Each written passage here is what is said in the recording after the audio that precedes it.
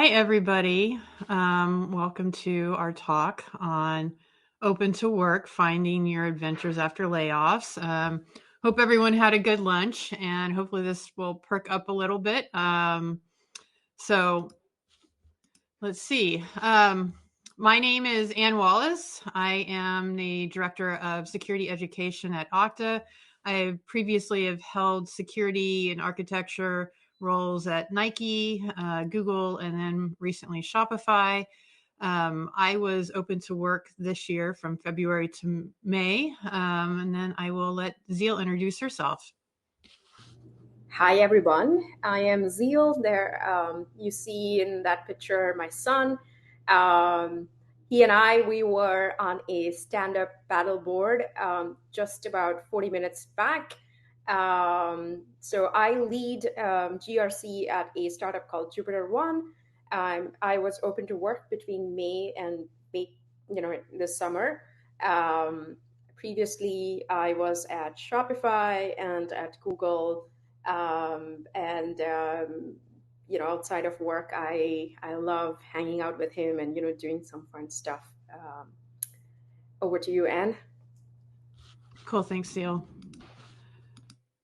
All right, so when you're planning any adventure, there's always a route that you take. Sometimes the route changes a little bit, but the route that we're going to take today in the 20-ish minutes that we have with all of you today is one we're going to talk about type 3 fun. Then we'll get into planning, the search, and then recovery. So type 3 fun. So before I dive in, I want to introduce you to the fun scale. So it's a scale that endurance sports people use. I run ultra marathons, so I use it quite a bit. But I think it can be applied to a lot of life. And I've actually used it in several of my talks. So first we have type 1 fun. So this is just pure fun. Whatever you're doing is fun the entire time you're doing it. It never sucks and you don't want it to end. Examples are like boat drinks, a bluebird day on the slopes with friends, hanging out with your dog. Type 2 fun, this is where I find myself most weekends, is miserable while it's happening, but fun in retrospect. It usually begins with the best of intentions, but then things get carried away. Examples, ultra marathons, navigation fails, summiting a mountain. And then type 3 fun. This is not fun at all, not even in retrospect. Afterwards, you think, what the hell was I doing? If I ever come up with another idea, this stupid, somebody please slap some sense into me. So examples of this might be getting lost and spending a night on a mountain without shelter, or maybe your last relationship. So this statistic, the number is probably larger than this at this point. But over 400,000 folks in tech lost their jobs between 2022 and now. This is type 3 fun. It's not even fun in retrospect. So in the next 20 minutes or so that we have with you today, we want to talk about some things that you can do to try to make type 3 fun situations better. A lot of this was taken from our own experience this year looking for jobs. I do want to acknowledge that all situations are different and not all this can apply to everybody. Zeal and I both have partners who were still working when we lost their jobs. So we did have a source of income coming in and health insurance. That is a privilege not everybody has, and I acknowledge that. Zeal also had immigration issues she had to worry about that I didn't, and she will talk about that in her section today. Both of our households, though, did depend on 2 incomes. I had just closed on a house a day before I was let go from Shopify and was forced to buy a car a month before that because mine died. So I was a little bit stressed about the loss of income.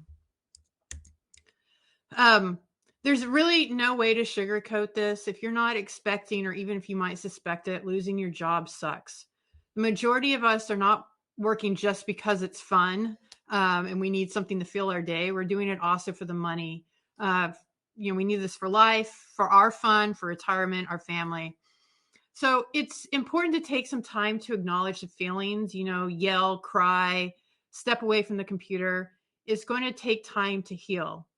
Now, you might need to start looking for a job sooner rather than later, but don't do what I did and just start applying for every damn thing that you see on LinkedIn the next day. I guess it's a bit of rage applying, but yeah, that did not turn out well for me in the first couple of weeks. I saw this recently and I think it really resonated with me. I mean, it's really just, you need to give yourself some time and space. Okay. So now I'm going to talk about some of the planning that you can do. So while we're on this little adventure, I think it's good to remember the campfire rule. Um, Leave people you interact with emotionally and psychologically better off than they were. Now, this is good for you to remember when you're interacting with folks, but I used it a lot with the folks that interacted with me during recruiting, interviews, networking, LinkedIn. If I didn't feel I was being well treated, I had to ask myself, do I really want to work at a company that employs people like this, that treat people like that? And the answer is, of course, no. Um, so before we get into some of the tactical stuff, again, it's important to prioritize yourself. And I know I've spent a couple of slides talking about that, but it's so important. Some of the stuff on this slide might sound cheesy, like affirmations or gratitude journal, but remembering good things is really what makes type 3 fun, type 2, or even 1.5 fun. Also, doing different activities from what you normally do really helps you create memories. Um, think back on things you remember. It's not like getting up in the morning and brushing your teeth. Though that's important, that's not what you're creating memories doing. It's, the trip that you took with your best friend. It's the impromptu play maybe your kid put on. Maybe it's some volunteering work that you've done. Engaging in emotionally fulfilling activities with loved ones. These form pleasant memories that in this small slice of time in your life that isn't an ideal situation, you can create every day some kind of memory that hopefully is pleasant. Just something personal for me again, like right before I got let go, a couple months before that, my mom passed away. And then there were all these bills that were starting feeling like they're piling up. And so this could have been a really horrible, awful point in my life. And many ways it was losing my mom. I mean, that was horrible, but there were things I was able to do on a daily basis, like take long runs in the mountains with my dog, do a little bit of camping. I use airline miles to visit friends. And then there were just times I went on walks and spoke out loud to myself, like I was talking to my mom. But when I look back on those 4 months, I remember more pleasant memories because I practiced self-care during these intense interview cycles. Um, I'm not eager to go through this again, but I don't think it was type 3 fun either. And just on another note, I got the job offer from Okta the week of my mom's birthday. So I like to think she was out there looking out for me too. But the bottom line of all this is really take care of you. Um, so now let's talk about some things we can do as we're starting to prepare for interviewing or looking for a job. Before any big adventure, you take inventory of what you need. You start to create a plan. There's questions you might want to answer. So some of these are like, what am I good at? What do I really enjoy? What am I passionate about? What values are important to me? So, after my first few weeks of applying for everything and anything, I had a couple interviews, or I had multiple interviews. And I would be asked by like the hiring manager or the recruiter, what do you want to do? And because I hadn't really taken the time to plan anything out, the only answer I could think of was to work somewhere that didn't suck and wasn't toxic.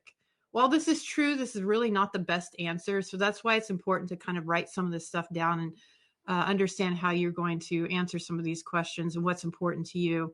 So I hired a coach, and she had me write down my values, and surprise, surprise, adventure was one of them. But I also wrote out things that I really like to do.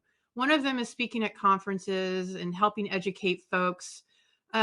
If I had not created this list, I would never have applied for the job at Okta as Director of Security Education. I've never held this role before or a job like it, but many aspects of my roles at Nike and Google had training, being a security champion, advocating for myself and other folks, public speaking, which I was able to highlight in my interview. And luckily, my boss in Okta took a chance on me. So now I'm going to hand this over to Zeal to continue our little adventure here. Thank you, Anne. And I will be taking you through the next two sections about going through a search, and landing on an opportunity, or how to navigate the search. Okay, so before we dive into search, so next slide, please. Yeah, yeah. Before we begin, before first of all, facing a situation like a layoff or letting go, especially if you are on a visa or if you are on an immigration status, that itself is a hurdle. First things first, you should, if you're facing such a situation, you want to make sure that your immigration is clear. Speaking from experience, I was on an H-1B when I was laid off.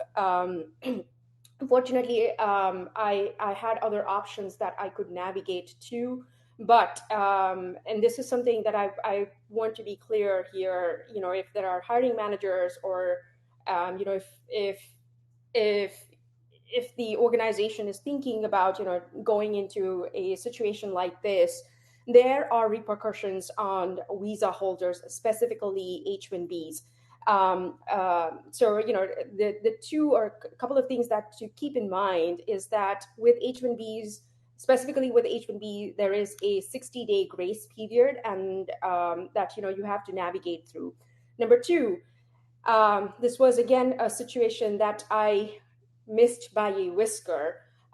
If you are let go of, if you are on a visa, and if you are traveling outside the U.S., and if you are let go, or if you're laid off, your employment ends, and then that visa becomes invalid automatically to enter back inside the country. So that's a very critical thing that to keep in mind.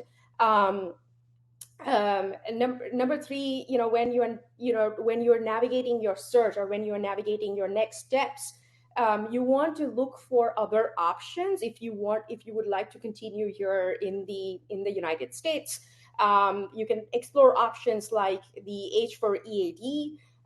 You can also look at other visa options, such as an L2 change of status, or an I-485 EAD. Again, I am not a lawyer, I'm not an immigration expert, but these are some options to keep in mind.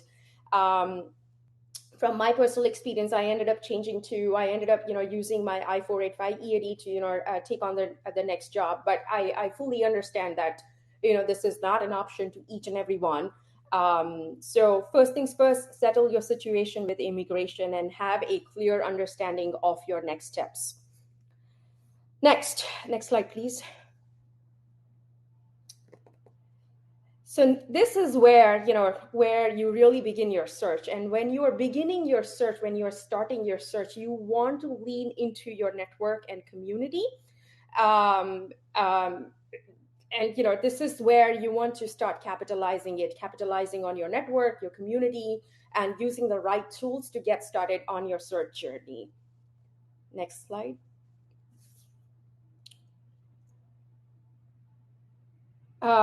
So, like I have mentioned, typical to any search, you would typical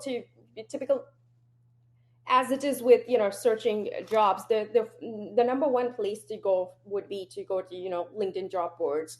But before you do that, you want to have a few things in mind, and you want to have some things landed or cleared up before you start applying for jobs.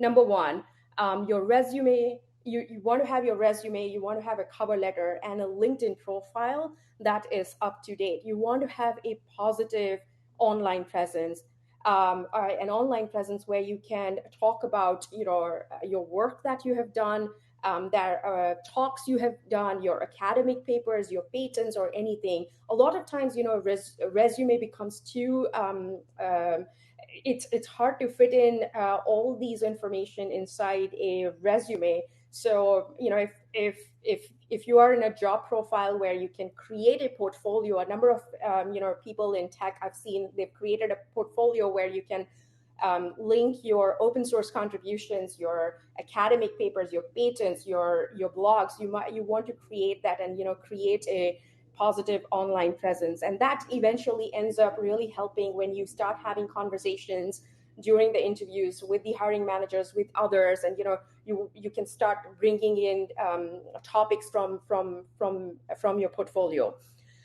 Number two, as you work on this, I would say, and this is again from experience, both Anne and I, something that Anne recommended was to have a strong cover letter. A cover letter gives you an opportunity to clearly state what you would like to do in this specific role. Use LLMs such as ChatGPT or Bard to proofread your resume, proofread your cover letter, and they can give out a great example of tying a story of what you would like to do based if you prompt it accurately. Next, you also want to do some reflections on what your next role should be, whether you want to go into a customer facing role, whether you want to go into an internal facing role, whether you want to go into operations. And as you go through the search, depending on the type of role, if you end up knowing someone at the organization or at the company, you may want to leverage your network to ask for referrals. Referrals go a long way. And then in some cases, I did try this.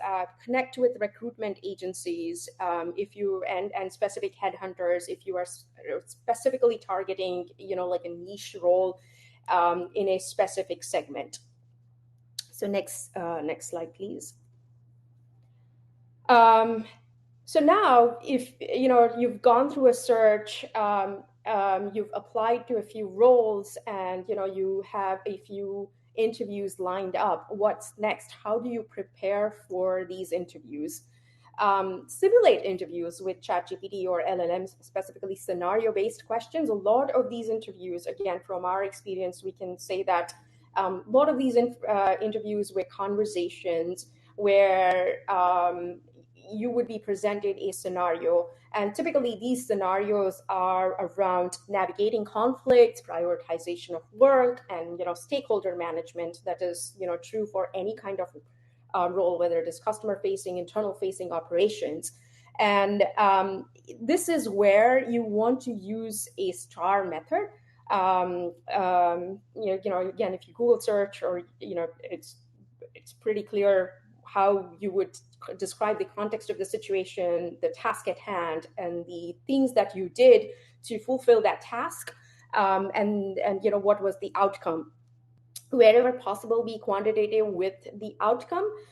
In my specific example, I would also talk to my 7-year-old and sort of ask him if my answers are making sense. I would also leverage my husband. He's not into security, and I would get my answers vetted by him if I'm making sense as I talk through certain scenarios. Also lean on your recruiters to understand the expectations of each interviews.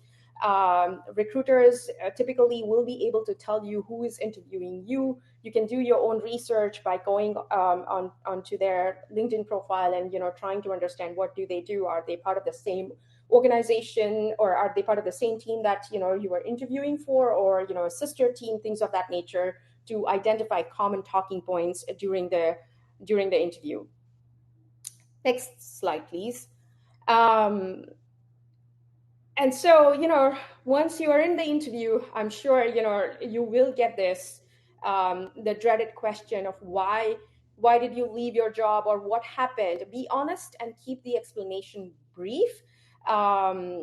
People still don't tell the world. There's a lot of stigma around, getting laid off, but and it's understandable, because it's not an experience that you would like to talk about. There are feelings of disappointment, betrayal, and shame. But if such a dreaded question comes up, be honest, keep the explanation brief, and remember that a layoff is something that was beyond your control. Next slide. And I'm going to talk about recovery here. Next slide, please.